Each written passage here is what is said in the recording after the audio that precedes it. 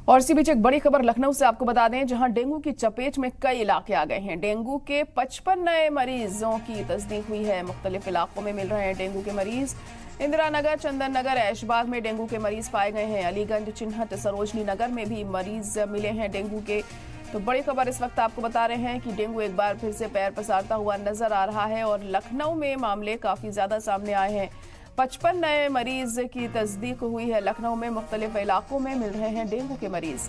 इंदिरा नगर, चंदन नगर, ऐशबाग में डेंगू के मरीज पाए गए हैं। अलीगंज, चिन्हट, सरोजनी नगर में भी ये मरीज मिले हैं। तो लखनऊ में डेंगू का कहर लगातार बढ़ता जा रहा है और हेल्थ महकमे को भी ऐसे में अहम कदम उठाने की जरूरत है।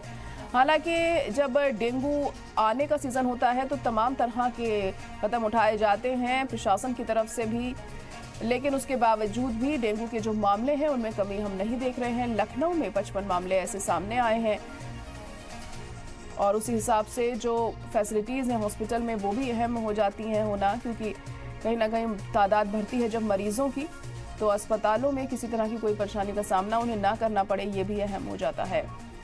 तो लखनऊ में 55 नए मरीज सामने आए हैं डेंगू के और वक्त के साथ इनकी तादाद बढ़ भी सकती है, ऐसा माना जा रहा है। मुख्तलिफ इलाकों में डेंगू के मरीज बढ़ रहे हैं। लखनऊ के इंदिरा नगर में, चंदन नगर में, ऐशबाग में डेंगू के मरीज पाए गए हैं। अलीगंज, चिन्हट, सरोजनी नगर में भी डेंगू के मरीज मिले हैं।